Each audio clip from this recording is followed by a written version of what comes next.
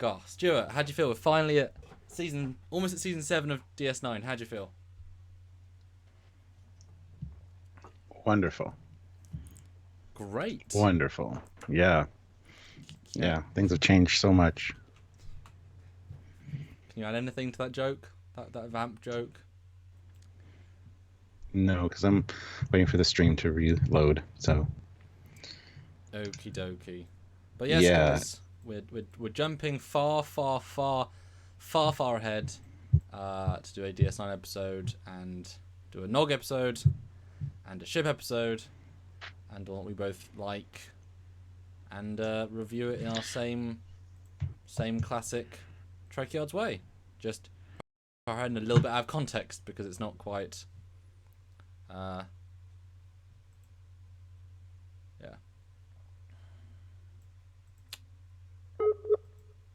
Often, but he put in $10, and yeah, he can't watch right now, but he'll watch it later.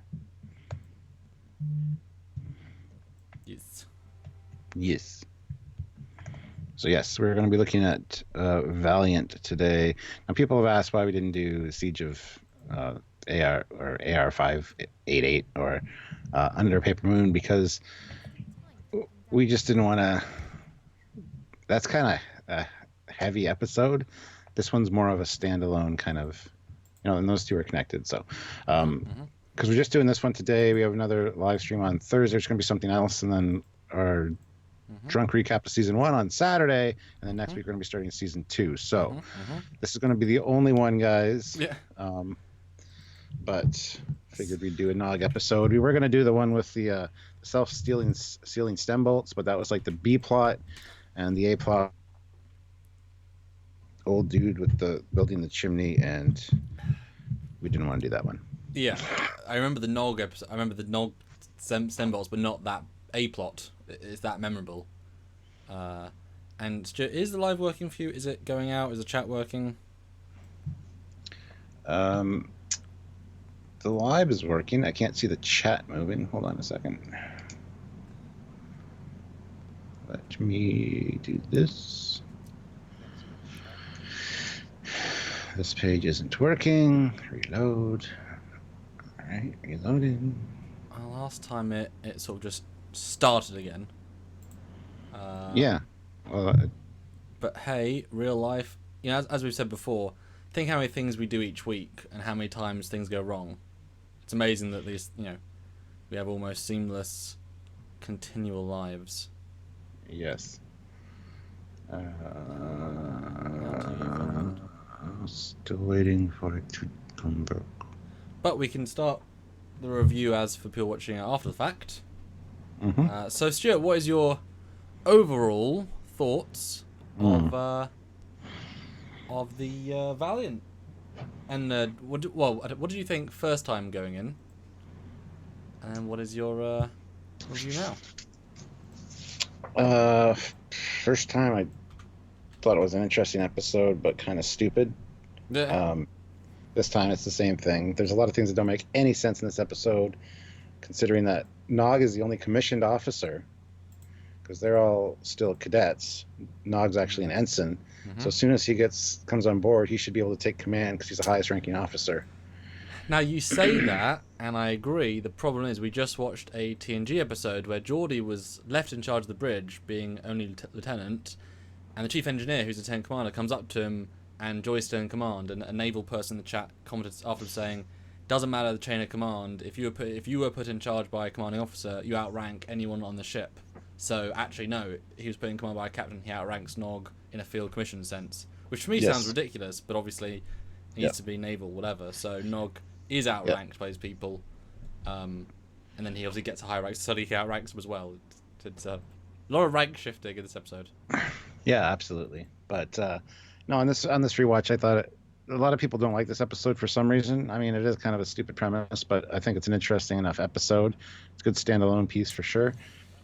And it's very coincidental that only they survive. They being Jake and Nog and the other lady. Out of all the escape pods that get destroyed at the end, spoilers, theirs is the one that makes it. And even Jake's dad is the one that ends up rescuing them. So, and apparently we've got 16 people watching, which means people haven't carried over, so this is not working well, or at all.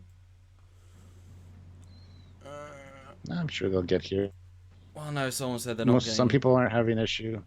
Raj is saying just refresh the page. That's what I had to do like 3 times. It's now working, so chat's working, so everybody just needs to... Well, 18 people, though, which isn't ready... something's going not wrong. Going to not do it because there's only 18. Oh, we had 110. It doesn't matter. We're not going to... Okay, well, nothing we can do to control it, so... It's true. Well, I'll share it then, but obviously if no one turns up or hasn't, we'll just won't do a long one. Let me just share it while you vamp then. Yeah. So yeah, you guys know the drill. Super chats are important. We did have 2.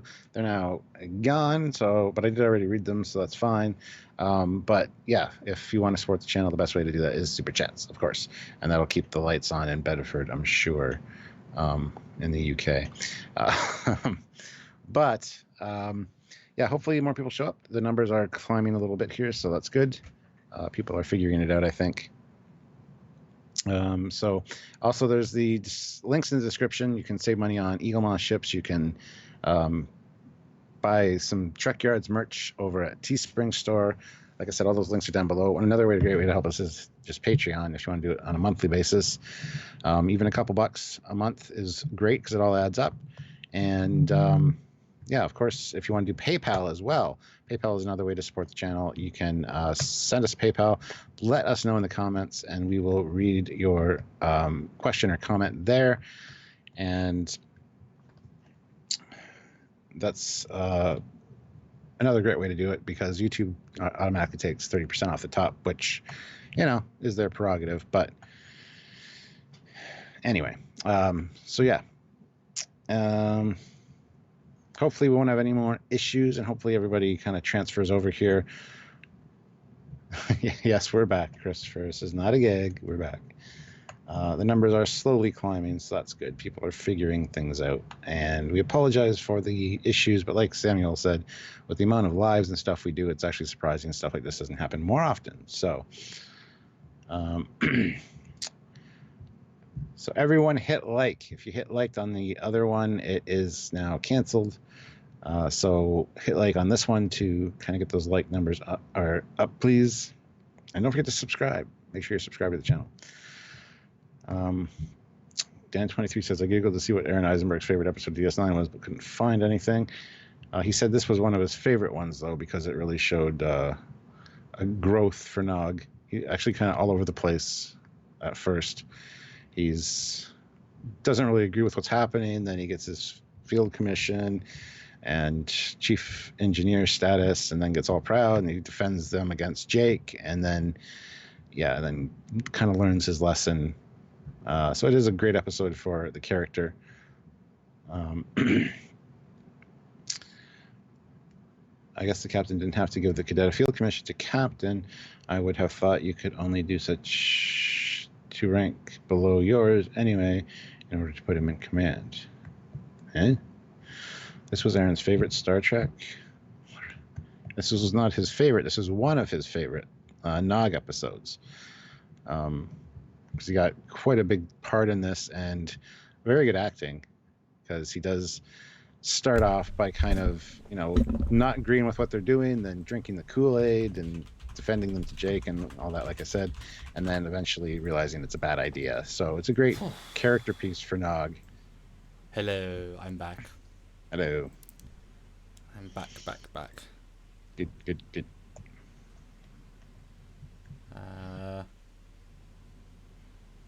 Well, I'm going to have fun with this episode anyway. This one was... I always like this episode because it was a extremely unique look at Star Trek. Yes. We never got this before, and it was nice to re-watch it because obviously I've never analysed these things I've never analysed them in the detail we do in Trekyards, except on Trekyards. And so while I saw way more plot problems, more like a Discovery episode, I kind of kept seeing parallels with like that. I thought the script was actually very solid, with some really good lines that just like, damn, this was... It's kind of the plot where you have to buy into it. And once you buy into it, you buy into it, but those problems aside, the script's actually really good. And a lot of little nuggets of genuine like that was good. And as a case study, you probably said this while I was offline, the case study is really good. And while Nog is not featured like as the primary player, he has a really special little journey in this one and learns a very important lesson. And I think this is a Nog episode. Yeah.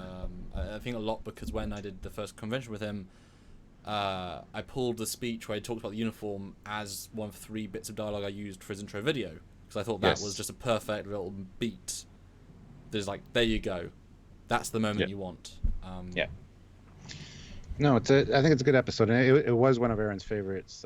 That's one of the facts that are on the X-ray when you watch it on. I think it's Netflix or Amazon. Jeff was showing me. Aaron really appreciated this episode for the growth of Nog's character. Yeah. So. Yes. Yeah, we're gonna look at it. Sergeant Roadkill though puts in £5. Yeah. Broke. So forgive tiny tip. What? Why do you think that the Vulcan cadets went along with the Valiant mess? Good work, by the way, despite Bedford's best efforts. Yeah, there is a Vulcan, and it wouldn't be logical. However, all that can be set aside with the position they were in, I think, and the fact that the captain did promote the Captain Waters, I don't know, whatever Ensign Cadet Waters. Yeah, it's got a lot of problems, but at the same time, it's a pretty fun episode. Not fun as in like lighthearted and funny, but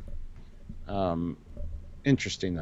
Lord of the Flies is what it's been compared to, I guess. So there you go. I think there is good. I think, like you said, it is such a drink the Kool-Aid sort of moment. Yeah. That they're all so sold on this because we're only seeing them right at the end. It's also they're very much. I didn't realize this the first time watching it, but obviously I just rewatched it. This is also very much a First Contact parallel with the Jonah chasing the whale. Oh yeah. And this is obviously getting quite far into it straight away. But talk about why the crew accepts it. This episode's 8 months in, they get their first scan of the ship. They've had the mission for 7 months. This is their first scan. They've been chasing it. And so therefore, in terms of mission profile, that's not exactly illogical. And I'm sure they're pumping the 30 people pumping themselves up each day, each week. Yeah, we can do it. We'll find them eventually. It's been 6 months, but we're still doing what, there's the sense of, and then finally, so I think there's a lot of, it escalates very quickly for a standing start of I can't do anything, do boop. Which, yeah. Plus, Waters does give a pretty good speech. If it's not us, like we've completed our mission, we've got the scans, we can go home. But if it's not us, somebody else is gonna have to deal with this ship, another crew, more lives in danger. We've already been out here so long. Why not just do it? I kind of get that in a way, but yeah, that can be seen in one of two ways, I guess. But I think it's fine. They're misguided. They're not experienced. They are young. And when you're young like that, you definitely think you're bulletproof. So anything's possible, I guess. Plus, they've wasted how many months out there, like you said? 7. Yeah. So yeah, might as well call it they want to. Plus, Waters is looking for that fame and glory because when he talks to Jake, he's like, "You're a reporter. You're not supposed to get involved in the story. Just report the story." So listen, write down everything, and share this because he's hoping that he's going to become a hero. It's going to be something that goes down in legend, and I can understand that approach. I think this episode both falls and succeeds in very specific ways, and it amazed me that we got instant people saying, "Shitty episode, worst." One person had the worst in the series, and I instantly replied saying, "Did you see Almarine?" Like, Almarine was so bad, the entire credits of the documentary they made 20 years later was them saying, "We are sorry about Almarine." That was the entire credits. Yep. So that tells you that it's the joke of the franchise. This is by no means the worst DS9 episode. Most of season 1 I think is worse. Yeah, I would agree with that. I would definitely agree with that. It's weird. So yeah, we've definitely broken the live stream, but the numbers are climbing. So what does yours say? Right now, 38. Okay. I did share. So anyway, I'm sure our regulars will find us somehow. You can find it. You just have to go on the main page. It just doesn't show up as an active video is all. I wonder if it's unlisted or private. Do you want to go check? Yeah. I'll talk about the first scene while you do that. So jumping. Well, I'm wondering if because we wasted so much time, if we should just focus on the Nog parts and not do complete episode breakdown until we get there when we do this one later. Yeah, okay, that's fair. I mean, the first scene is just a normal scene. Could be for any episode. Yeah, sure, okay. Hold on a second. Starting so you break that Station. down. I'll be back in a second. Okay. Space Station. A good first scene, and instantly I thought, damn, what a good set design of the runabout. Obviously, we're jumping right in at the deep end, so it's kind of like I'm almost seeing it fresh for the first time again. And a great little scene that, although it never really comes back, but because obviously I do know the future as well, but Nog's been sent the first Ferengi in Starfleet to go give a special hand-delivered message to the Grand Nagus, and it's a peaceful, let's be friends message against the Dominion, although I'm not sure Ferengi are that useful, but hey-ho, some useful. And Nog's like, you promised you wouldn't be a reporter, and Jake's like, I'm not. That's my job. Are you sure? Yeah, I just want to meet the Grand Nagus. Why? No reason. Why? No reason. Why? My dad. Why? A story. It's a really fun little... I think Jake is kind of annoying in some of these seasons with how much he pushes his journalism, but that's what journalists should be. You know? Like, people stop liking him in some scenes because he's just being an annoying journalist, but you can't really be a journalist and not be loved if you're in someone's face getting the answers. It's a it's a thankless job, but obviously if you're the one that gives the scoop and a million people see the story and thank you for it, I mean, it's a weird, like, some people think of it as you as a hero, some as not, but it's fun stuff this episode with Nog being like, damn you dickhead, you're using me because no one else is going to get access to the Grand Nagus. So that was a really good scene, actually. Yeah, very well done. And you kind of got a fair career choices, which we see again later in the episode where Nog's talking to him about the uniform. So but yeah, anyway, they find out their sensors and communications are being jammed, so they're trying to shake they get attacked by a bunch of Jem'Hadar bug ships, and they warp out, and one of them starts following them, and they actually start going deeper into Dominion space because every time he makes a course correction it catches up to him, and Jake's like, well, just they're going to catch us regardless, so let's just head towards Federation space. Let's get closer. And Nog's like, well, prepare to power down. If we're going to fight, we're going to at least do it at impulse because we can outmaneuver them. So pretty ballsy, gotta say. Yeah, and this is where the lack of logic comes in. Because, what? So they're at a starbase, right? They're going to Ferenginar, which means you'd think it'd be... Why would they go there if not to refuel before they go to Ferenginar? So they're obviously deep in Federation space, and yet also on the Federation border. If the station's getting attacked by 6 ships, why the hell would you fly into enemy space? You'd fly into your space, because if they're chasing you, the further you go into your space, the less likely they are to keep following you. So that shows how shitty Nog is as an officer, that he chooses to fly into the bad people's space where they're going to find more people. What a ridiculous thing to do. Because they're right on border. The fuck are they doing? What an absurd thing to do. It makes no sense. Well, Jarzia puts in $5 Canadian. Those battleships would be perfect targets for tri-cobalt torpedoes. I know they're intended for stationary targets, but it's still a big target. It barely moves. It would work. yeah, exactly. I mean, what do you think of that? Because it goes from being like a nice safe intro to being under attack very quickly. Did you pick up on the start? I just love when it gets right into the meat of the story. The B plot for this is the whole beginning.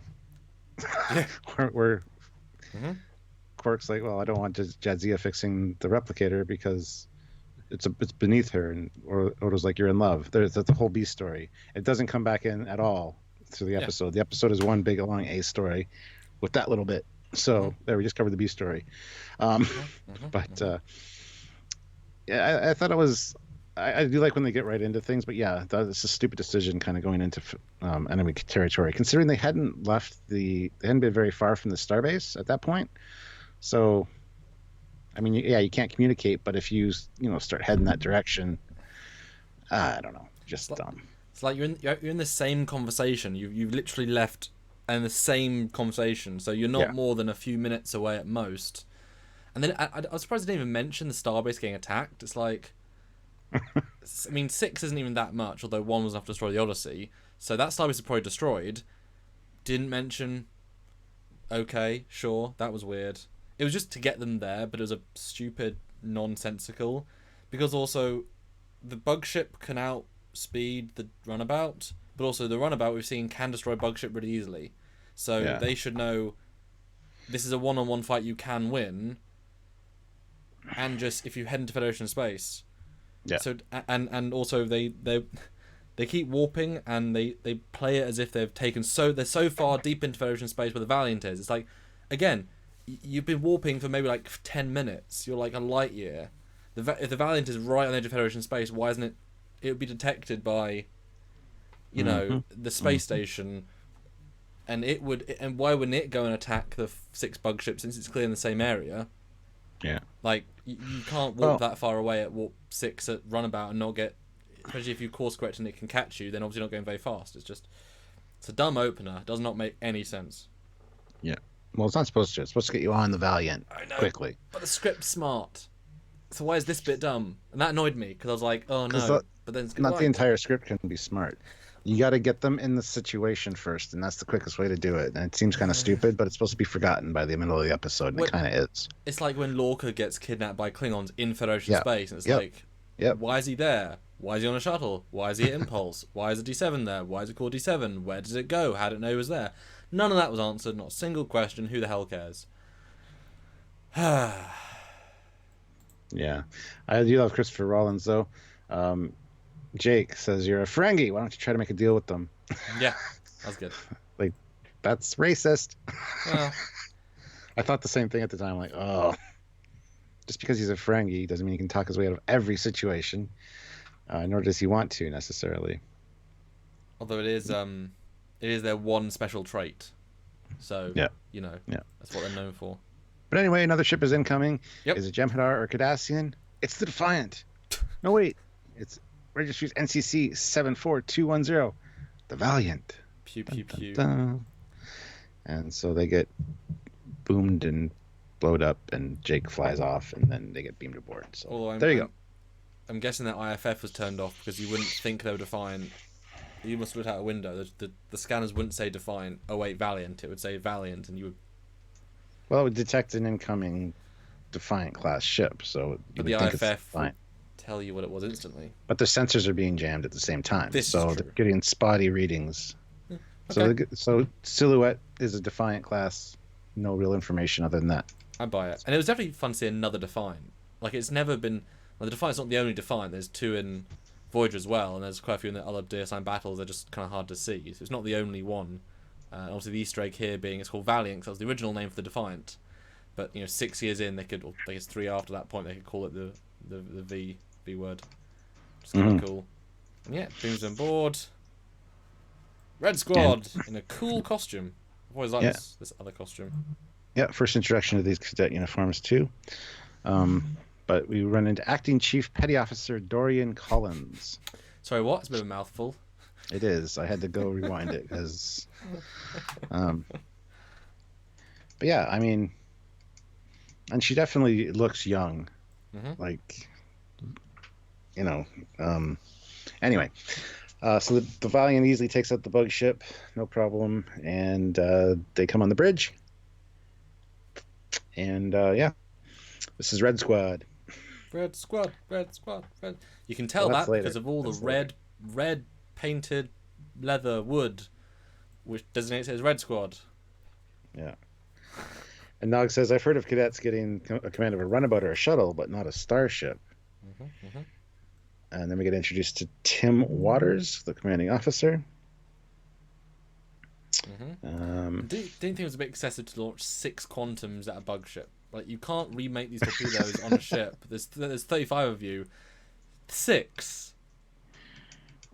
That's a bit excessive, mate. You do not know what weapons need to be used. Lack of experience. I know, but it's like... Just wanted to make sure that he survived. I mean, you've seen other episodes where it goes beep, beep, beep, and 6 quantums. there's lots of little mistakes in this one, which now I think are part of it. It's just funny, and that bug ship should have known better, because they know they can't take on a Defiant 1-to-1. Just made me laugh a little bit. Yeah, well. So what do you think of this captain, though? Obviously at this point we think he's good, but what do you think of him? No real. I don't know. I just think he comes across as a bit of a arrogant asshole. But I mean, even from the first time you see him, he seems nice enough. But there's always that weird kind of vibe to him, and you can see why later. I mean, but I think they did good casting for sure, because he definitely looks Starfleet. He looks like somebody that would be, gung ho to be the best of the best. But yeah, it's got a dark side, and I like that. So the casting was awesome. Yeah, I got the messianic vibe from him. Yeah.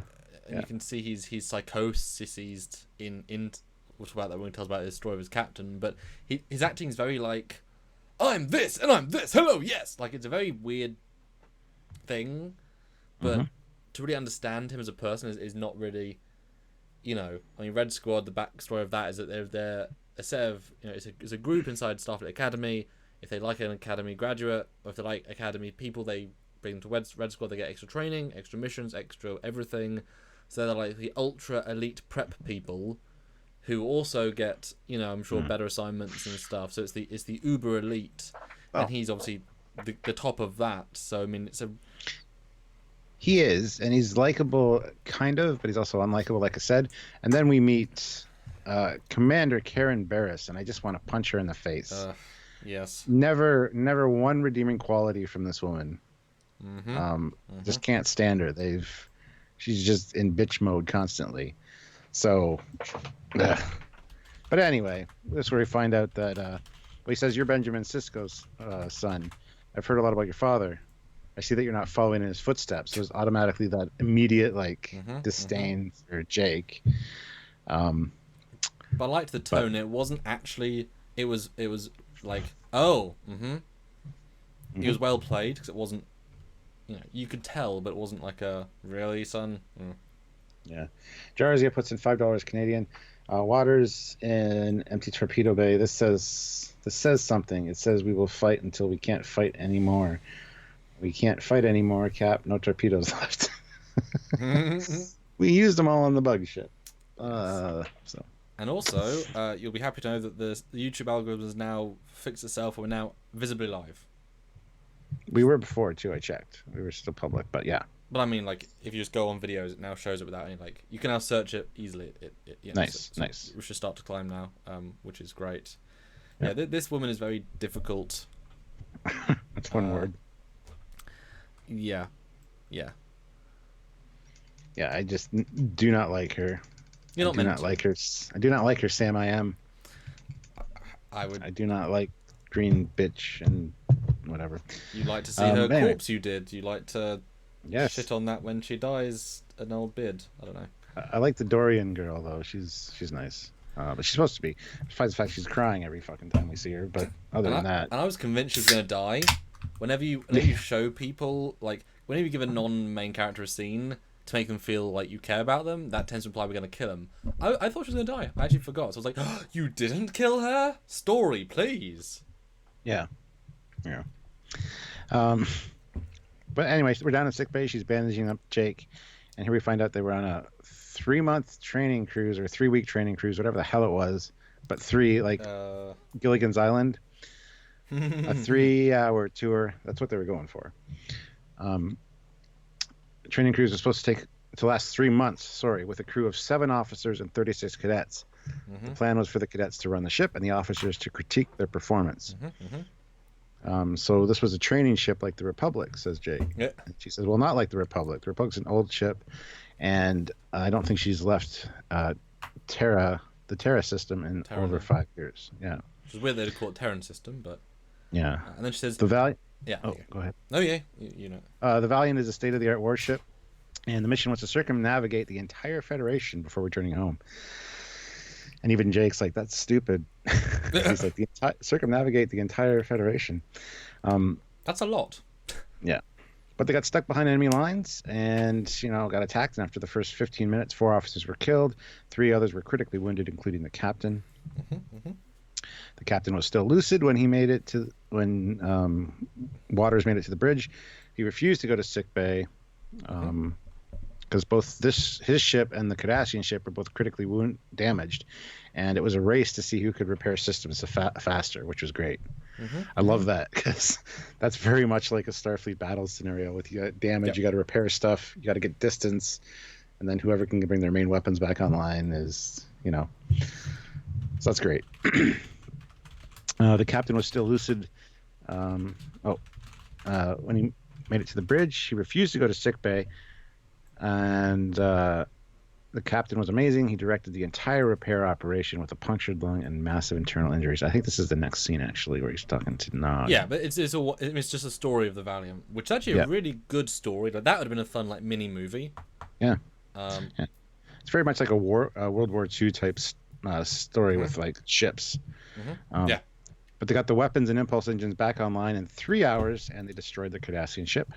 And then the next day, the captain died, and he ordered me to take command of the Valiant. So, and we have cadets here that are 17 doing the job of officers twice their age, with none of the experience.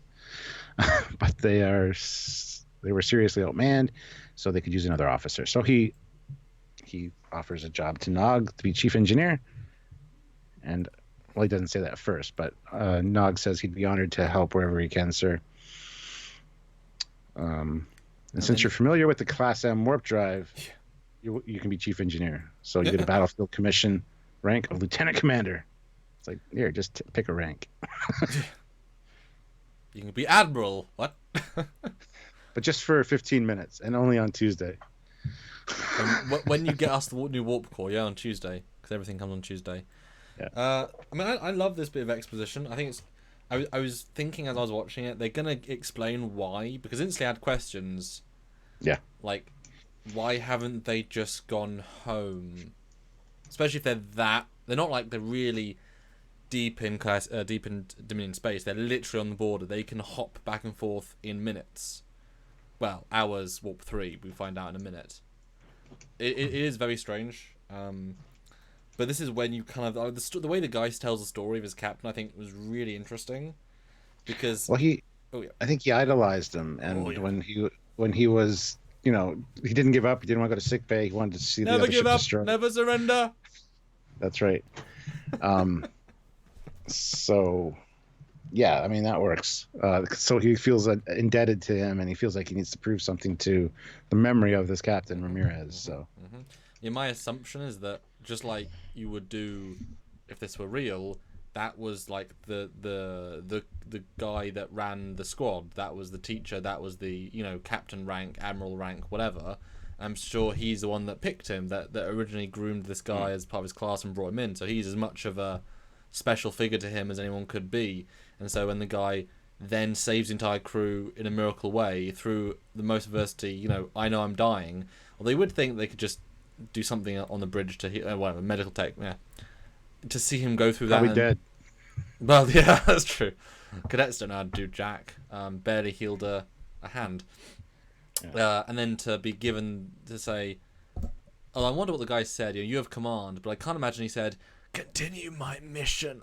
He probably said, "Look, take care of them. Take care of everybody. Get everybody home safe." But I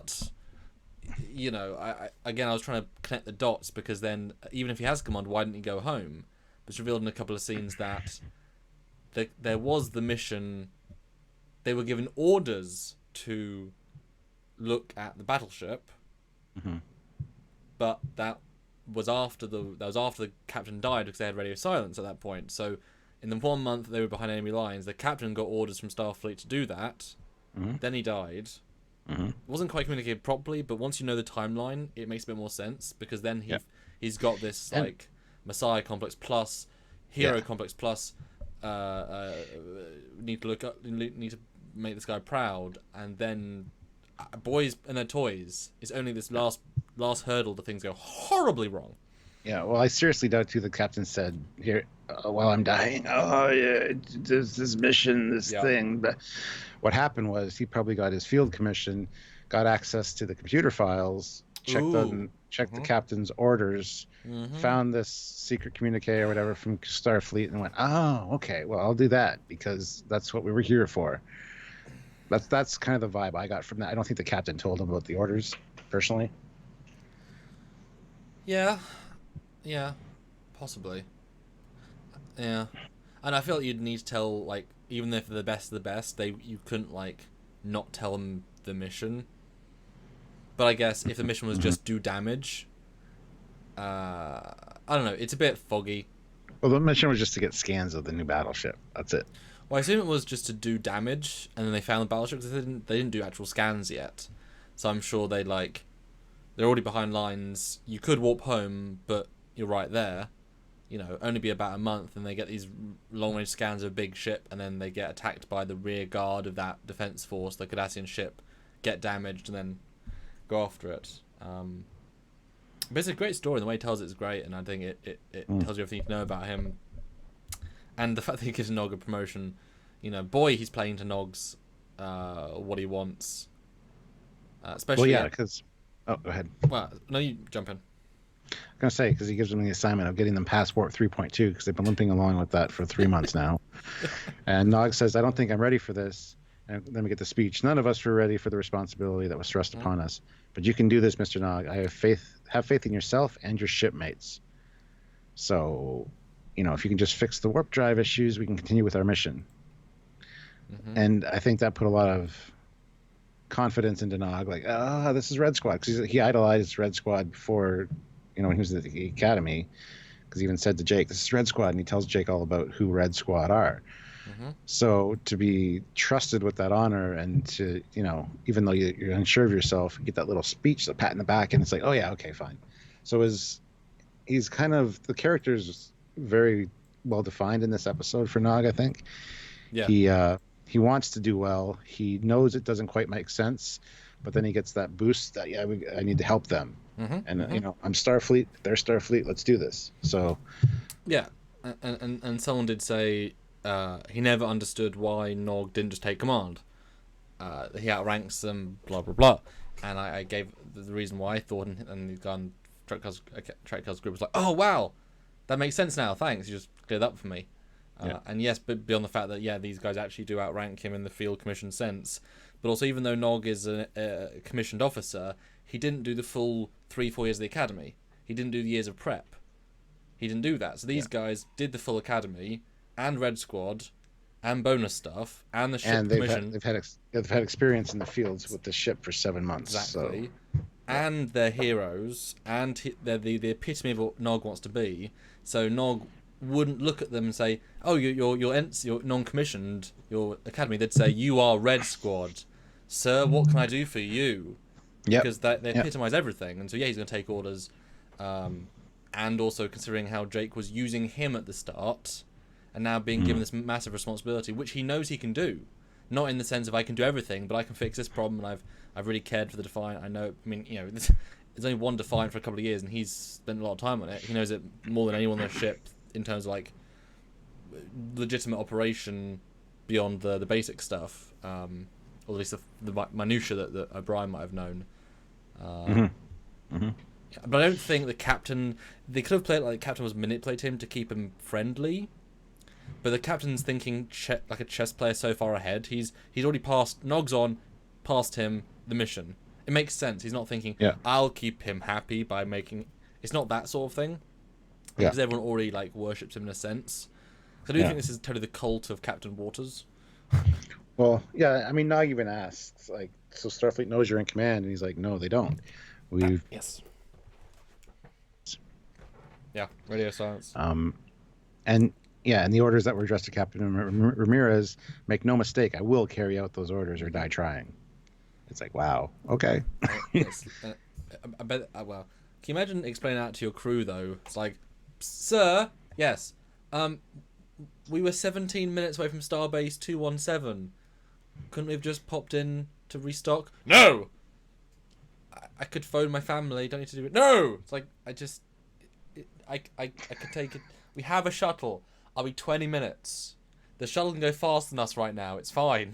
That's a good point. Yeah. Spacing's a bit of a problem this one, like I said. But I love the fact they're limited to warp 3 point whatever, because when you break down the warp barriers, as we know, it gets exponential. So 3 to 6 is a pretty hefty jump. So I like that. If you were legitimately deep in Dominion space, 3 wouldn't take a while to get out. Yeah. And you can imagine a straight route might be filled with baddies. Although I can't imagine that. Well, I kind of like the battleship only goes for like warp 4 because it's so big. It's not this. Yeah. I like some of the small details, and then some of the small details are really bad. Yeah, absolutely. Yeah, totally agree. Anyway. Next scene is in the mess hall. Finds out she's from Tycho City, and he goes, "Oh, a lunar schooner." And I haven't heard it called that in a while. And then we hear about Jake's grandpa. My grandpa still calls it the moon, like it's the only one or something. It's a good line. She's like, well, no one that lives on the moon actually calls it Luna. That's just an Earth thing. And she goes to talk about how beautiful the sunrise is and all that. And it's like, all right, cool. It's sweet. This is a great scene. It's really well written. And well acted. She's upset. She's starting to think of home and yeah. And it's you don't often get, and with DS9 more because you go to Earth more. The what is modern life like? Although I was surprised to hear every time I saw the every 30 days light hitting the surface, it was like I was seeing God. I'm like, really? Bit of a stretch there, but whatever. And it is sad what happens in a minute because it's such an innocuous conversation. Yep.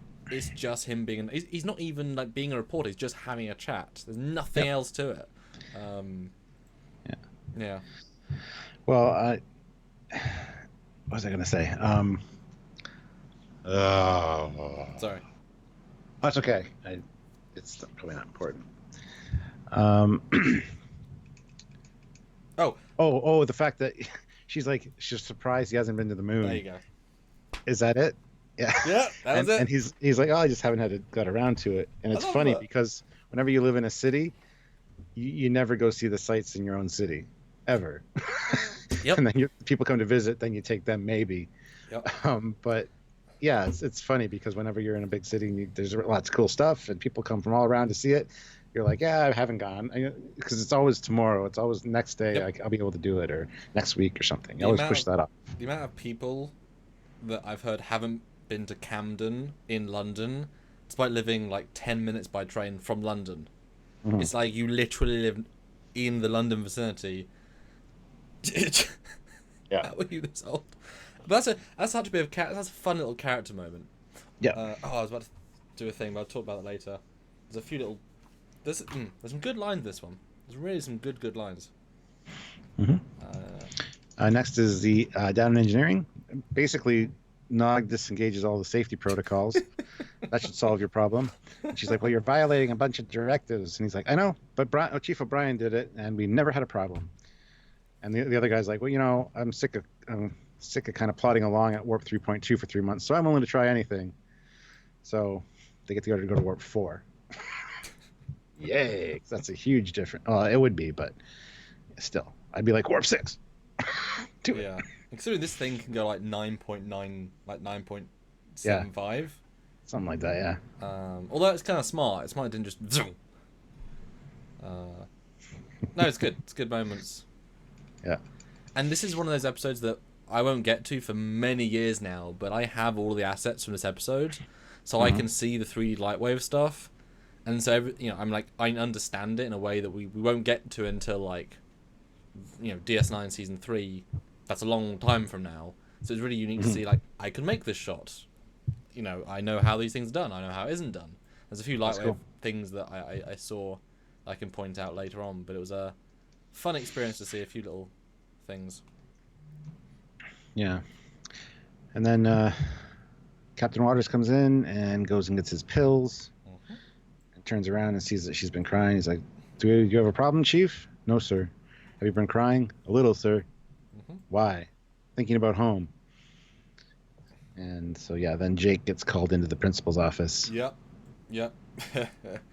and I love his perspective. He's like, Jake's like, Yeah. what? He's like, my dad is Captain Benjamin Sisko. It's like, I'm also like 2 years younger than you guys. My dad's like the war hero, and I know Yeah. I've served on ships longer than you've served on ships. Like I was at Wolf 359. Who the hell are you guys? You know. Plus, yeah. Who the hell are you? Plus, it really shows how tall Jake is in this scene. Yeah. When he walks out the door, he like just clears it. And it's interesting. I put down here that there's odd camera angles. It's almost making, because they're all higher up than like the first officer and the captain. All of these camera angles, even when they're standing, it's almost making them look diminutive, like smaller, for this to show that they're not actually Starfleet officers. It's the feeling I got in this entire scene. I don't know if I'm wrong, if I'm right, but it seems really odd.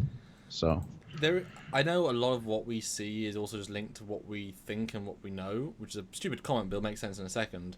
When they do go to, at the end, the Defiant, the vibe, they just shot it in the normal way, but the vibe suddenly feels radically different with how people are handling themselves, the lighting, it feels different. And these, yeah, I agree. I think the camera angles, I think they make it a conscious choice to how they film just different to how they film a normal episode, because it is. It's meant to feel different. It's very enclosed. The people are smaller. They're younger. Yeah, I like that. To make you feel like there's something not right in this scene, just subconsciously. But I love how he says we can't afford to have these young kids thinking about mommy and daddy while they're trying to be concentrated on their duties.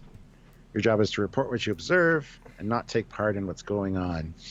You're in the middle of a good story, so just report it. I love that, because that's him with his god complex. Yep. Knowing that he's going to be like a war hero. Well, he said, not just that, but you might be in the best story of the war. Yeah. Like, oh, really? Woo! Full of ourselves, aren't we? But also, even though he saw conflict, to think of the Dominion War like that, like this little shitty crew of little people, cadets, they were the great. I mean, they haven't got the news last 7 months, fine, but to have that much thought of themselves, really? Shintoka's more interesting than you guys. I love you mentioned the lady talk about those little kids. Like, you're the same age as these people. Yeah. Like, to have her act this big strong woman, but you're like as young as them. I love that because she plays it exactly right for that. But you look at her like you are a baby too, in the context of the scene. But that's good. I like that. That's and you can see how she's like, this woman is broken now. She's been forced to meld herself into what the crew needs, and it's ruined her as a person. Until later, but she gets killed. So yeah. But so Jake leaves, and then before she leaves, she's like, "You haven't been getting much sleep, sir. Well, none of us have. Just so there's something going on. We just saw him pop the pills, and then he's like, oh, so he was on the bridge late at night or whatever. Yeah, he took another night shift, and therefore you didn't sleep, did you? Yeah.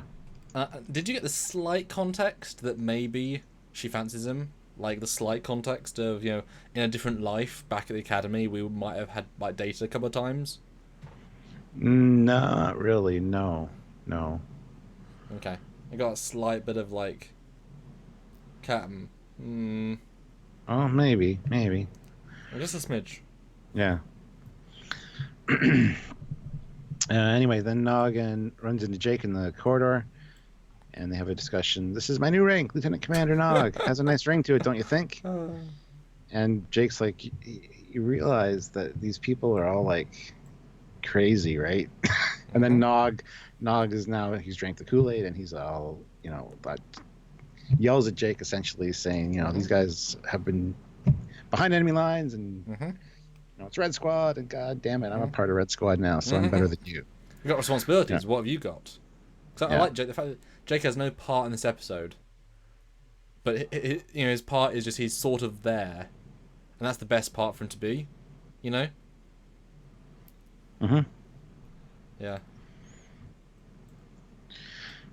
So good scene, putting friends at odds. So it's, again, and also I can imagine that Sisko is very uniform centric. Like, he's very like uniform maketh the man. We talked about that yesterday in our stream, where he has Nog wants to be in Starfleet. He talks about the uniform and all that stuff, and so that's been absolutely burned into him. And so when he's now on the ship with uniformed officers that respect him instantly, he's obviously a jump right to that because I'm going to support my officer brethren. Zoomp, raise a focus. But in every other situation, that would be appropriate. Just not this one. Yeah. But then they find their battleship.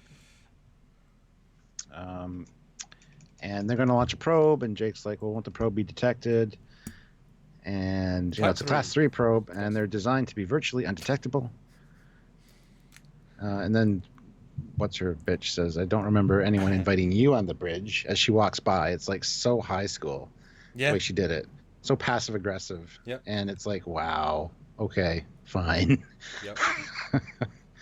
Oy. Oy vey.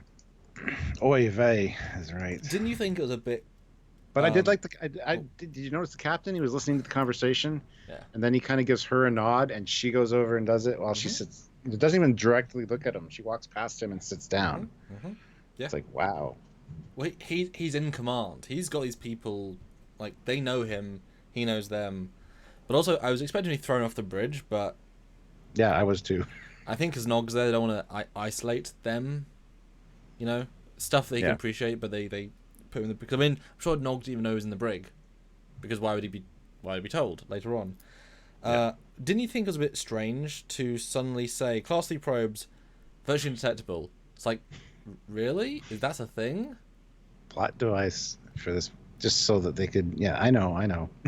I know you get sensor readings often, but like, if it's that easy, then everyone surely has got probes everywhere, on everything, and just make a ship out of that probe. I'm sure there's limitations of size and stuff, but it's like, really, is that easy? Yeah. And this is the biggest Dominion ship in existence. Why the hell is their scanning range less good than the Valiant's? The Valiant can detect them, and the battleship can't. Yeah, I know. It's like a fleet control ship. I know Defiant's amazing. The battleship's pretty good. It's like you would think, wouldn't you assume, Stuart, that the Sovereign has a better scanning range than Defiant? Yes. This is their Sovereign! Yes. I love how later they say it's twice the size of a Galaxy class and 3 times as powerful. It's not even that powerful, considering. I know, but that's an exact quote from later. That is the wrong 5. It's a bag. Well, anyway, we got a great montage scene next. Do we? Do we really? Oh, wait a minute. That's later. Sorry. Next is the speech. The thumbnail scene. Yes. We've been shadowing the Dominion battleship for 3 hours. We've completed our mission and free to go home. But that battleship out there is a direct threat to every Federation colony and outpost within 50 light years. The ship must be destroyed. And we get at the whole technobabble. We found a flaw in their antimatter storage system. The primary support braces are made of Vitarium, wow, which is very strong and resilient metal alloy, but becomes extremely unstable when exposed to delta radiation. A single torpedo rigged with a radiogenic warhead could reduce those braces to the consistency of wet pasta. That's a line I've never forgot.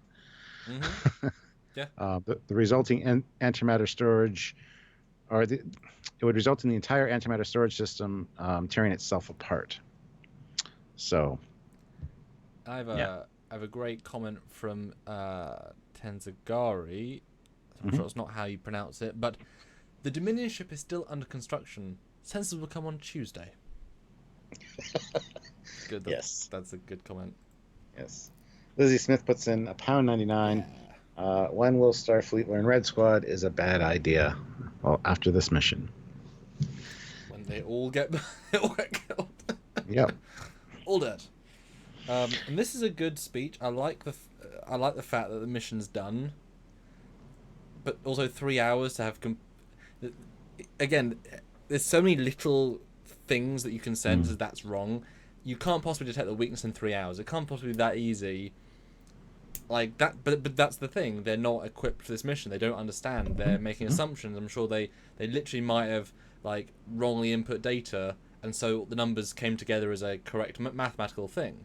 Like it's that simple. It's unreasonable. Like, even in Trek, you don't often get that sort of instant result. So I kind of like how, yes, easy, and they're like, and Jake says, my dad wouldn't do it, and Well, he's been doing this for a long time, and you guys are under 18, you dicks. well, I'll get to that quote in a second, Okay. but first off, Nog says, in order to have the torpedo do the Delta mission, I'm going to have to remove most of its guidance systems, which means we'll have to be very close and use a manual detonation within 300 meters. And everybody's like, their faces are all like, oh my god. And that's the only 2-ish times the size of the Defiant. That's real close. That's really close. Yeah, and then we get the speech from Waters that says, if we turn around, then some other ship with some other crew would have to put themselves in danger to accomplish this mission, and I think we can do it. I think we should do it.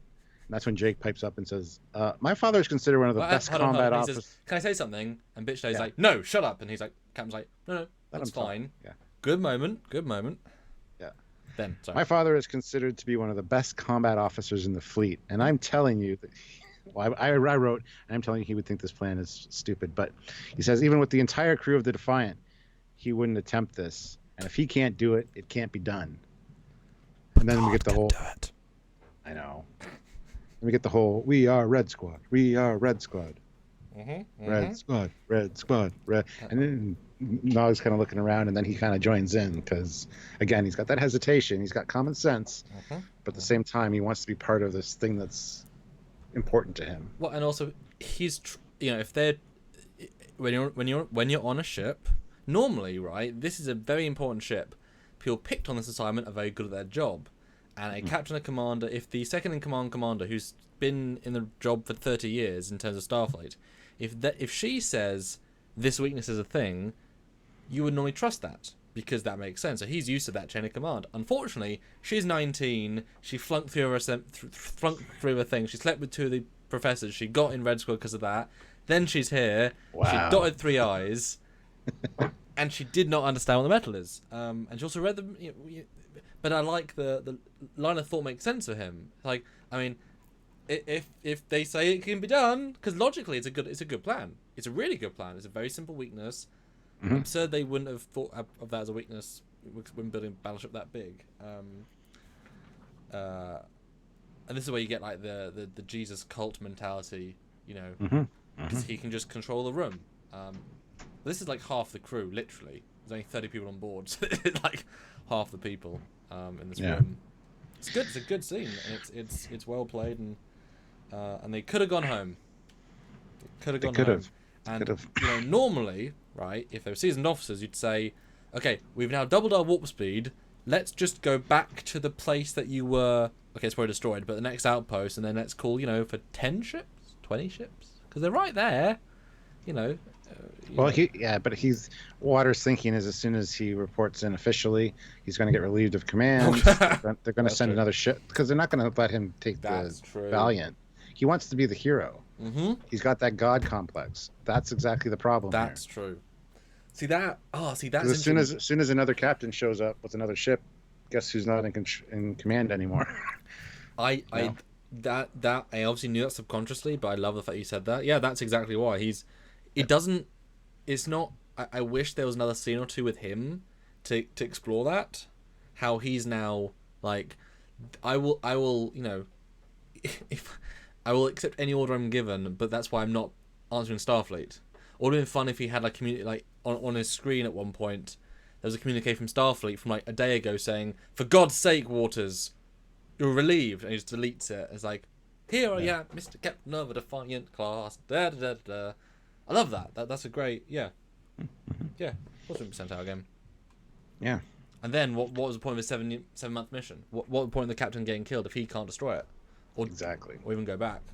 Wow, yeah. Good one. So next scene, Nog is doing the modifications to the torpedo, and they're having a discussion. Jake's like, "This is suicide. A ship's at least twice the size of a Galaxy class and 3 times as strong." No. And Nog's like, "You're correct." But did you notice that Waters is taking quatafin stimulants for the past 2 months? How'd you find out about that? Well, Dorian told me. Yeah, and Jake's like, you're buying what he's selling. He's not selling anything. He's reminding us of our duty. Jake's like, I feel like I'm having a conversation with the bulkhead. And that's when Nog kind of pipes up about the uniform again and says, "You've never put on a uniform. You don't know what it's like to have duty, honor, and sacrifice. I'm part of something larger than myself." Yeah. Excellent scene. Excellent scene. It's iconic, honestly. That's why I used it. It's simple, and it's true. Everything he's saying is true. Nog is on the right path, just on the wrong ship. Yeah. You know. And Jake says, "Yeah, you're right. All I care about is Jake Sisko and whether or not he's going to get killed by a bunch of radical fanatics looking for martyrdom." Well, that I thought was... I love the scene, but also Nog betrays himself a little bit because he says, "You don't know about sacrifice." And I thought, Nog, his mum died at Wolf 359. Yep. Because of his family, he lost everything. That's exactly what I was thinking the whole time, too. The hell are you on about, Nog? You've never lost a family to the Borg, to Starfleet. What are you on about? And he was forced to move DS9 and do all that shit. And then only think of yourself. It's like, no, he said we should all leave. Well, I always hate when people say, you only think about yourself or something like that. It's like, no. If you're suggesting a plan that involves saving everyone, by definition, you're not thinking of yourself. If you're thinking of yourself, you'd steal a shuttle and leave. It's like when Odo steals the shuttle and takes Kira, he's thinking of himself and Kira, but still himself. That's very direct. I think of myself. So Nog's lines are a bit dumb at the end. They don't make sense, and he's forgetting, like I said, his mum dying. That's massive. I wish Jake had said, "Shut the fuck up. My mum died. I know sacrifice more than you do." Yeah. You know, that was weird to me. But still a good scene. Yeah, I love how Waters is like spying on them too. And then Jake goes out in the corridor, and you're going to be spending the rest of this mission in the brig. Yes. A little bit harsh, but. And did you notice? And you probably didn't. This specific close-up of the Defiant at warp. This is obviously a new render of the Valiant Defiant, and it's weird that because they use a lot of stock shots for the Defiant class. They look nicer. This is the Defiant 3D model, which they had to use for the more zoomy shots, but it's lit quite badly ish. And the warp stars are unique because this episode was made by the other company that did DS9, but clearly they were running out of time. And the warp stars are their custom version. It's like they were longer stars, and because of the side, like warp does a different feel in this episode to like a Voyager one, which is the more iconic one because Voyager became Enterprise, therefore you associate it, and Voyager used warp for the entire run, so you know. But it's like the lighting's not good on this one, and the stars are weird. And I wish I had the scene because the stars are different, but I wish I had that small thing. But, Yeah. I'm like, that's not the same lightwave file. Yeah, I didn't notice, but I just noticed it was going the opposite direction, and didn't define. Anyway, then we get the montage scene with everybody doing their hard work and the overlays, and pushing the buttons on the phasers, and there's really a weird shot of Captain Waters. Like, it's not weird because you see his crew doing stuff in the preparing for this mission, and he's there the whole time kind of ghosting, overseeing everything. So I kind of like that, like he's got control over all these people. He's brainwashed them. But yeah, it's a Rocky montage scene essentially. Yeah, but I find this montage a bit funny. There's only 30 people, and so we're basically seeing most of the crew. And do they really think phaser rifles? Like, we're going to attack a big battleship. Yeah. First thing to do, if we're boarded, phaser rifles against a battleship that presumably has like 10,000 people on it. Yeah. Really? That was your first choice? And a medical guy. It's such a... Like, I just think everything they do in the montage is dumb. But I think that's kind of part of the point. It's like, they needed a montage. It's kids doing stuff. Like, we're running through the corridors even though we are choosing our own time to attack, and therefore running is redundant because we know how much time we have and why. It's like when the crew's so small, it's like those 4 people running through the corridor is like 12% of the crew is running through that corridor at one time. I just find it a bit funny. I think there's also subtle touches to the episode that go towards the cadet nature of it, which I really appreciate. Yeah, absolutely. But anyway, then it's mission time. Yes. I just gotta get Red squad. And some really weird Defiant at warp shots, or Valiant at warp shots. Some weird angles. And then we get revealed the Dominion battleship. Dum dum dum.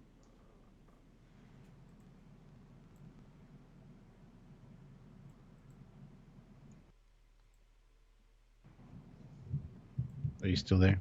Yes, I said Dominion battleship dum dum dum. Yeah, I heard that, and then there's just quiet. I was wondering what was going on. Oh. What did you think of the Dominion battleship then?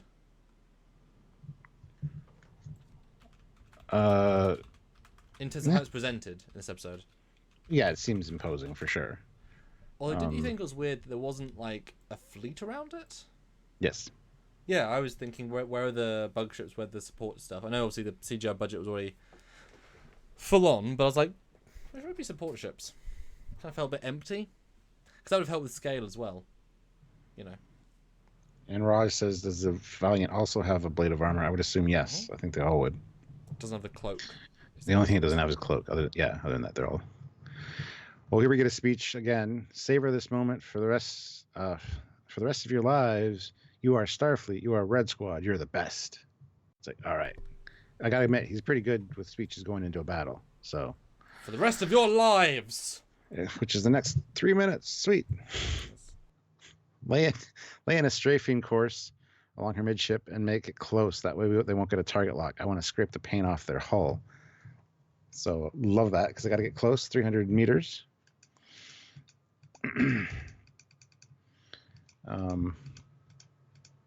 But yeah, I mean, it's. I didn't do a lot of notes for the battle because, they basically fire their torpedoes, and it didn't work. There's a huge. I don't know why there's such a huge explosion though. As you'd call it, a petrol explosion. Just engulfs the entire ship. It follows the Defiant. It's like, yeah, this thing's like chain reaction explosions inside, and it's like there's this big explosion, and then all of a sudden the ship just rights itself and comes after them. It's like, really? Why does that happen? This is the only time ever in Star Trek that happens. I don't know. Seems odd. Yeah, I mean, you skipped that battle really quickly. I did, because there's not much to say. I have more, but it's a CG battle, so that makes sense. I'd have more to say. Exactly. Yeah. So first, the lack of strategy here is terrible. Let's fly at it, and then the guns can hit us enough. It's like the Defiant can go this, and it just feels odd to keep getting hit successfully, given that you can dodge. These are just conventions of storytelling, and I was realizing it as they were going on. Why even attack it from the front first? It's a complete 360 axis battle. You have to hit them from the bottom. So come out of warp, facing the bottom, go straight up, fire torpedoes, do a turn, come around, boom. Like there's no reason to have lost half your shield power, and a thing exploding at the back. Quite dramatic. This is unnecessary to say the least. But that said, it was really, really fun to see it go through the top bit of the ship, because that was a wonderful scale piece. It was not needed. That tells you that the ship is obviously bigger than you think, because it couldn't fly, and we'll do a video on this later on, it couldn't be 2 times the galaxy and fit through this space, because I have both models and it is not possible. Whereas if you do the real model size, it is. We'll do a video on that later. But it's fun to see the strafing run for sure. But it is weird how many shots it can take, the Defiant. A blade of armor, sure, but it is a bit, if shields are up or not. And then again, just passively moving towards the ship, getting hit. It feels so disconnected from. You show them no experience. It's a very classic "don't do it" Trek battle. Yeah, because they have no experience. And did you notice too? There's some weird choices on the bridge as well, where they project the display onto the actor's face. Yeah. It happens once, 2 or 3, 4 or 5 maybe times in Trek in total, but it's just such an odd choice. It's like I see what they're going for, but it's like, is it really necessary? It is cool, but it gives it a very distinct feel. Yeah. And then I think it's a fun way of anticlimactically, dim dim dim dim dim dim. Death Star run, but it doesn't work. In Area 51, this is not season 7 of DS9, it's season 6. And yeah, she fell asleep for a while. We've already done all of TNG, all 7 seasons, and It was a hell of a ride, Stuart. We learned don't know so much. don't know where you've been. Yeah. The CGI for this bottom bit is awful. The lighting is really bad. They put themselves into a corner of lighting, Yeah. and it's just not good. It's very like video gamey, but I could do it better, but that's because I'm sure they're rushed, and this is like a big shot for them. And then yeah, I think it's quite iconic the fact that it explodes and then goes down. It's like really, it's that maneuverable as a battleship. It can kind of do. Yeah. And what the hell exploded? I don't know. That's what I'm trying to figure out. It's almost like they knew that's where they would be firing. Yep. So they did that deliberately to make them think that they succeeded. Just because maybe they found out about the flaw and corrected it in the 3 months that they've been trying to get scans of the ship, which would make sense because it's a flaw that probably wouldn't go unnoticed very long. I don't know.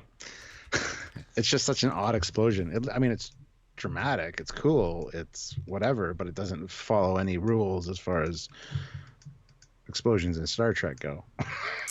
But I absolutely agree. I think the leaps of logic is partially because of the way the thing's constructed. The Dominion obviously knew they were coming at them, and that was part. This might even be out there, and they've seen them shadowing them for months, and they were like, let's lure them into a trap because they, why would the ship not attack us for 3.5 months at 3.5 warp? And although you would think it'd be kind of fun if they end up taking, like, they wanted to board it. That would have been a better payoff if they'd try to board it and then they had to self-destruct it because they wanted a Defiant. Because if you get the Defiant, you might be able to destroy the actual Defiant, whatever. And so yeah, the only reason I can think to have this sort of weird explosion is that they faked it, and then like haha jokes, like they put plasma in those bits and they let that explode. See all the Jem'Hadar and the Vorta just high-fiving. Yeah. Yeah, seriously. Now fire, kill them. Yes. Yeah. But it's a stupid thing, but it doesn't, the same reason I can think is it was false information, which I like. Yeah. I think the script needed like one more refinement pass to smooth out these like battle bits, because the dialogue stuff's good, but as you've said before, often it's not about that, and so they didn't need to actually focus on it. And then now we go from plan, Red Squad, we're all alive, apart from the guys that died last time. Plan, and then everyone dies, basically, and the chain of command gets destroyed. I kind of wish that we had. It would have been fun if it was like a reference to itself when the captain gets killed. I wish it had like the Riker split head gash, the exact same effect. Like it feels like that sort of ridiculous like death. That'd have been perfect. Like his face isn't graphic enough to be dead. That would have been really fun. And because they are they are just cadets. And remember, when you're a cadet, you go then be an ensign aboard a ship in a division. So that guy who's captain wouldn't even be in a position to command anybody for like 15 to 20 years. He would be a helms guy or an engineer. So none of these people have command experience in the same way, and so when they kill the captain, everyone freezes, and it's like, and they all get killed. It's that sort of instant, everything falls apart instantly, and it's interesting. And then Dorian's like, what are we going to do? And Nog's like, the captain's dead, everyone's dead, let's abandon ship. And they go and rescue Jake from the brig, because that'd be a shitty place to be in a battle. Another great comment by Christopher Rollins. Dominion. Now witness the full power of this fully armed and operational battleship. Fire at will, Commander. That's true. That's true. And guys, do super chat. We know the messed up thing, so there hasn't really been a successful live chat for us in that respect. So if you want to throw like a few in before this ends, that'd be superb. But we're having fun either way. We'll do more this week anyway. Although, did you not think, or at least I did, that all these fires, it's like, where is the automatic fire suppression? Because it gets really fiery, That system got knocked out. Okay, fair enough. But not the artificial gravity. And main power, yeah, it's true. Remember, Stuart, main power's off. Auxiliary power's failing, but I've still got phasers. What, you've had phasers off battery power? What? What sort of line was that? Where are the phasers coming from? But okay. Yeah. So yeah, then the escape pods launching is very cool. Everyone that launches gets destroyed except for one, and I love the way they get destroyed. I mean, it's really, the Jem'Hadar are taking them out, other explosions are taking them out. Yeah. And just coincidentally, the one with Nog and Jake and Dorian manages to survive. So everybody gets killed. Yeah, I mean, this scene does feel a bit odd. It is really cool, and it makes you think whether really there's really space for escape pods. But the fact is, 30 crew, you can assume a lot of them got killed. Each escape pod can hold like 6 people, if not 12 people. I mean, 3 escape pods launched, but yeah, that could actually be the entire crew anyway. So it makes sense. It's so few, even though you think there should be loads. It isn't. Although I find it a bit annoying that the bolts suddenly from this big like epic defiant killing are now like the ittle biddle like escape pod killing. There should be like massive bolts that just like eviscerate. That annoyed me a little bit, but that's a minor thing. And the Valiant's gone, and then we cut to the Defiant. Well, before we do that, Jarzia puts in $5. Hey. Tim Waters wasn't a bad guy. But he was way over his head. He should have stuck to playing defense for the Winnipeg Jets. Well, I love the quote later. He may have been a hero. He may even have been a great man, but in the end, he was a bad captain. Well said. Couldn't have said it better myself, Stuart. You come up with all that just by yourself. We're not there yet, so clearly. No, that's the very end. That's my last note, but it definitely applied to that super chat. So, question to both of us, Trek reviewer, Trekyards. I never understood the in-canon reason for the ship being a Defiant class ship instead of an older class starship. Stuart, your thoughts? What the Valiant in this episode? Well, they say that early on. This was a state-of-the-art ship. I don't know why necessarily, but I have no answer. I have no answer. Why not? Because they had the model. Well, they want the payoff of it of King of Defiant. No, it's pretty simple. It's like it's the best of the best. These ships are so small. You're going to be building them in the dozens for the war. You need crews to pilot them. If you can get Red Squad up to scratch, put them on multiple ships, you've got a crew that knows how to use Defiance. These ships are the best resource for the war because one can destroy bug ship instantly and quantums. I mean, how many ships can fire quantums in the entire fleet? Under 5. These can use them. So yeah, why would you pilot a Miranda, given that you already had all this knowledge training in previous training cruises and just simulators? Go out in the best ship that's usable, and then the crew's usable. So the problem makes a lot of sense. The problem is they're at war with the Dominion. No, they weren't. They weren't at that point. That was pre-war. War broke out as on the training cruise. Oh, okay, that makes sense. That was important. Yeah. Okay. Yeah. And because it's such a small ship, Red Squad the entire year was 35 people, I guess, plus the 7 teachers. You don't need 1,000 people on a ship. You need 250. 35 is appropriate for a ship that size, and there's really not many ships that are smaller. So in terms of like stuff you learn versus like you can have because imagine that if you a training ship that can be a full-sized crew ship with your crew with your class, that's amazing. No other ship can do that. So it's actually a perfect training tool. Although it's amazing they get them full quantums if they're just a training crew. It's like wow, give them the best guns at the time. Yeah. But yes, we're back on Defiant. And the lighting's different, and it's shot differently, and the entire crew's there. And this annoyed me a little bit. Again, spatial. They say, we're getting distress signal 10 light years away in Dominion space.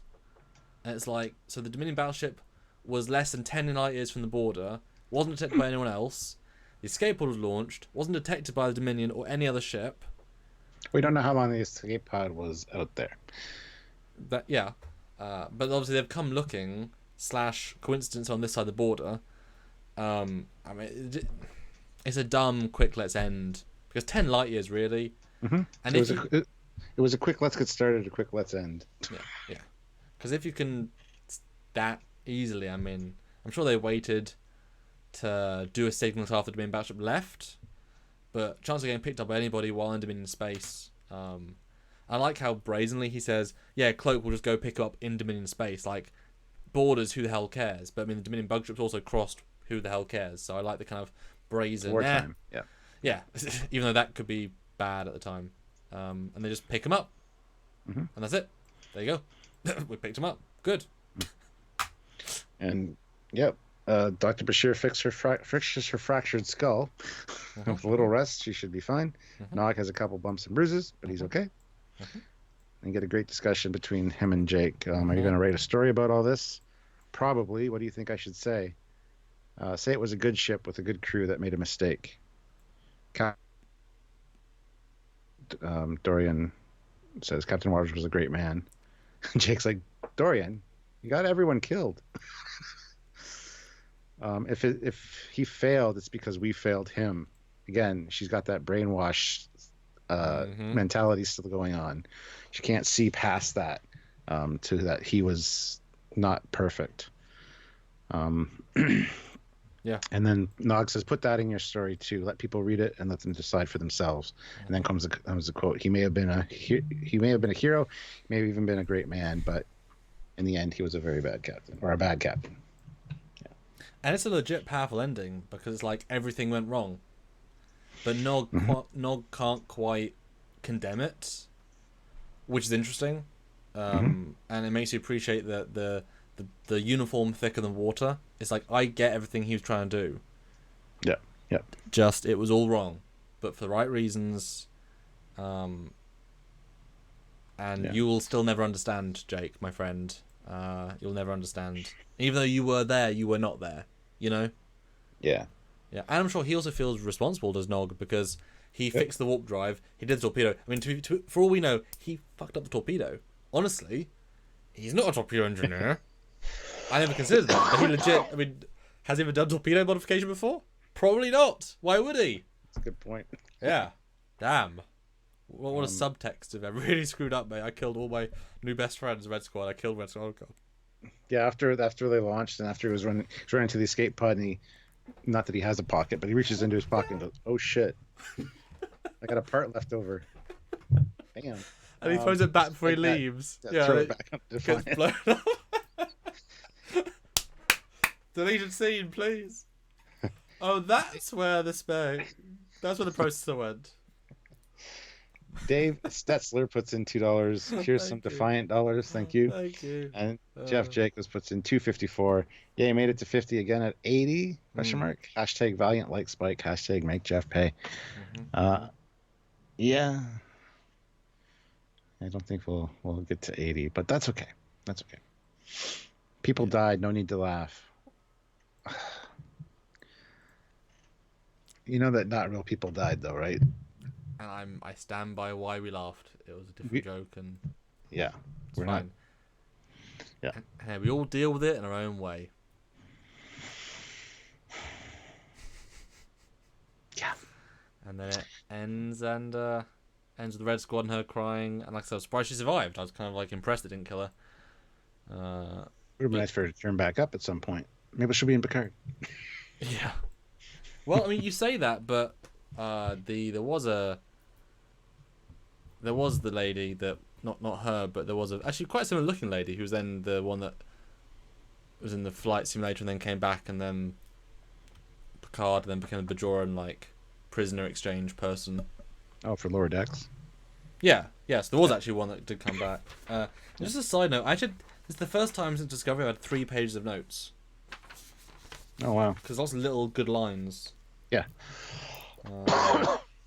Absolutely. Yeah. Yeah. I said, what ballsy move for the Dominion battleship to be right on the border of the Federation, like right there, and they didn't know who it was. Well, I guess technically speaking, 7 months ago they got word from Starfleet saying go look at the thing, but I'm sure like 6 months ago they had full scans of it. They just didn't check in. Because if it's that close to the border, the Dominion aren't caring about Starfleet seeing them. Yeah. So that would be kind of anticlimactic. Intimidation tactic, yeah. So then, Stuart, what is your final, full thoughts on this episode? And is it better or worse than you're remembering it, having now watched it and gone through it and all that stuff? It's a it's a good episode. I do like this episode. I don't know why people say it's such a bad episode.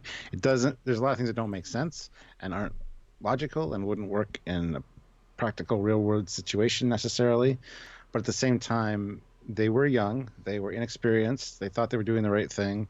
Both the captain and the people following him. You have to have faith in your captain. That's one of the things they teach you at Starfleet. Trust the chain of command and all that. So it was a whole bunch of small mistakes that just snowballed into one massive catastrophe, unfortunately. But if they had succeeded, yeah, they would have been praised as heroes and whatever.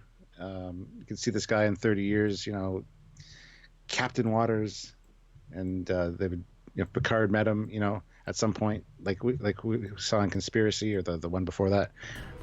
You're the youngest captain to ever make it through Starfleet. This would be like, oh, you're Captain Waters, the hero of whatever. The youngest captain at 17 and a half. Yeah. So I can see why Waters was thinking the way he was and why everybody was following him and why even Nog went along with him. So it's actually a very compelling story, the way that peer pressure or just social groups in general, how that works. And everything in Starfleet, the procedures, the format, the structure, leads for this mission, these people to be blindly doing it. Trust the uniform. Trust the command structure.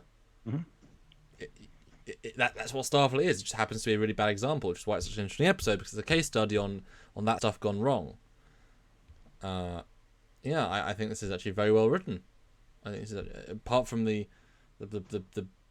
logical distance problems and some things I said at the start, but it's like I said, it's a once you buy into the premise, basically the start and the end aren't great, but all of the middle's solid, like legit, real solid. It's a good story that they had to fit in an hour-long episode, and so they needed to make some, they needed to do a few things to make that happen. And rushed beginning, rush ending, no B plot, and a few things that didn't make much sense. But other than that, great idea, great premise for a story, well written, well acted, and there you go. I mean, not the best, but not the worst, for sure. You know what it should have been? A two-parter. Yeah, should have been. First of all. But if I repicture the start just briefly, while you guys now in the chat give us your out of 10 for all of Deep Space Nine, like we know that right now, and 10 out of 10 for this episode in context of this season. I mean, I don't know how you would... No, just do it. Just do a 10 out of 10 for just DS9. But imagine if first part of the episode is as a Reliant or an Excelsior, one of the old schools, like around a mining colony in a quadrant, and Nog's there and Jake are there for a different reason, and they're just there for a thing, and maybe Jake's doing a story and Nog's there because he wants to do a shift, whatever, to see the colony. And suddenly, because they're right on the edge of Federation space, and so Dominion come and take over the sector, destroy the Miranda, they manage to get an escape pod, but because there's like all these mining relays, it stops sensor readings, and then within about a day, the Dominion take like 10 star systems, the biggest Dominion encroachment yet. And now they're behind enemy lines by a long way, and no chance of recovery because so many ships have been destroyed. Suddenly Valiant comes in, destroys that task force, they do the beacon, they whatever, and the Valiant actually has been tracking that strike force for weeks, and didn't get there quick enough to stop the destruction, but now they're like several hours away from Federation space, and the Dominion warship is about to go blow up the next nearest starbase as part of an engagement strategy. So they actually are genuinely on the edge of Federation, but like actually, because if they were in the midst of the Dominion field rather than right on the edge, it'd be more compelling. And give it a two-parter, so you get to build the characters more. You get to really delve into the captain's addiction, how he's maybe even like he hasn't slept in 2 weeks and he's seeing shadows and he's hearing voices. Maybe he has hallucinations of the other captain. Would be kind of fun. Maybe a bit on the nose, but that could be kind of fun. I think this would be a really strong two-parter. It's like a Starfleet crew gone wrong for all the right reasons. You do your own show called, and just redo every episode. I actually pitched a similar idea in a sense to a fan film director. Like if you do a DS9 fan film, documentary style, but have it be the crew of a ship that got behind enemy lines, spent like 6 months doing missions, and then did get back, but not everyone got back.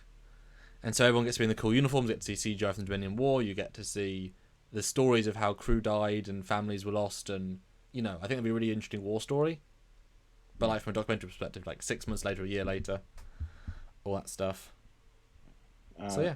Jarzia puts in $5 Canadian. Episode was good, but Red Squad needed Captain Jellicoe to show up and smack the ego out of them, and some sense and humility put into them. Yes. It should have been Jellicoe's son.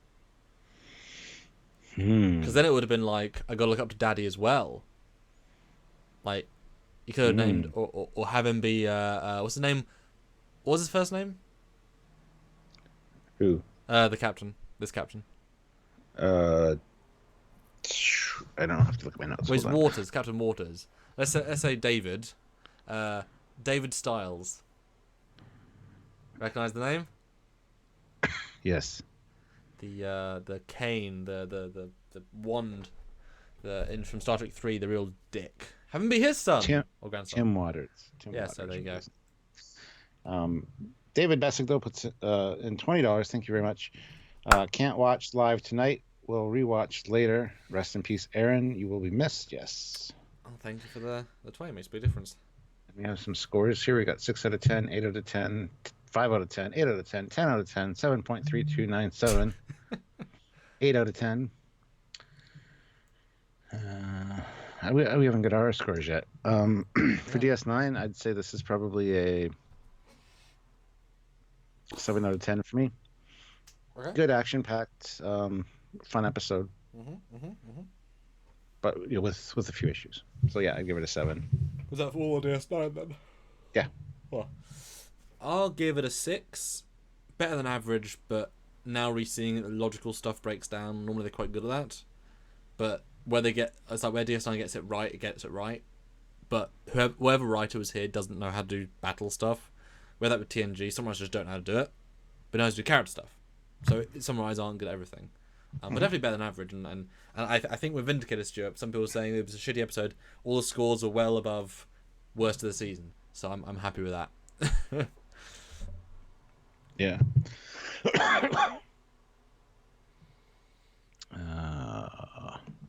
Yeah, so... Bill Barkley says, can't wait till the new short treks come out and Trekyards reviews those. We can also not wait. Yes. That will be exciting. Yeah. Well, since we started a little bit late hiccup-wise, I'm good to call this one done because we're at the end. Yeah, I rushed through it, but a gentle rush and right on time. Yeah, I actually went into more detail than I thought we would, but that's fine. We actually did a full actual review, so. But yeah, I mean, I hope you guys enjoyed it. We won't be doing any more Nog episodes. This was just to, kind of fill in this week a little bit because, like I said, we got something else on Thursday that we have coming up, and then next week we're starting TNG season 2. This was actually a good fit for now. So yeah, and if you guys have seen, I released a little announcement video, which please do watch and share if you guys want. To make 4 hours to make it, which might not seem like a lot, but go watch the video. You can see like how high quality the camera is, and there's things I did to it, which announces the Drunk Trekyards live stream TNG Season 1 retrospective, Saturday 28th of this month, GMT 6 PM to 8 PM, Eastern Standard Time 1 PM to 3 PM, and Pacific Standard Time or PDT 10 AM to 12 AM. Lots of people always said they're joining in. Please be part of that. The more that come along, the better, obviously. And we're very much excited to have a few bevs and talk about the season. I think it'll get quite interesting the more we go.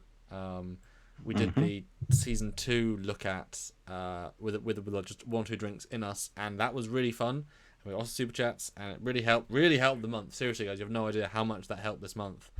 Because we really need a good month after last month. But we're hopeful. And do you want to announce the stream for Thursday? No, because I forget what it is. Okay, here I go announcing the stream for Thursday, because this was your idea, that was my idea. something about the Pike series. Yes, That's all I know. is the Star Trek Pike, aka the Pike series, a good idea? Or a bad idea? Or a passable idea? Arguments for and against, discussions with the fans, and we'll get a sense of if that's something that people really should do. They should really do. We'll see. We'll see. So join us for that on Thursday, talking all things Pike. And a Pike show. So yeah, who wants to be our final super chat of the night? Except Jeff Jacobs, because he just popped in with a separate comment, and he put it before I said it. So final super chat. Who wants to be there? And you can read Jeff's. Jeff Jacobs puts in $2. Trekyards passed 17 million views today. Yay! That's awesome. Yeah. 17,001,990. Nice. That's crazy. Insane. Jarzia puts in $2 Canadian. Picard or Discovery should do an in memory of for Aron.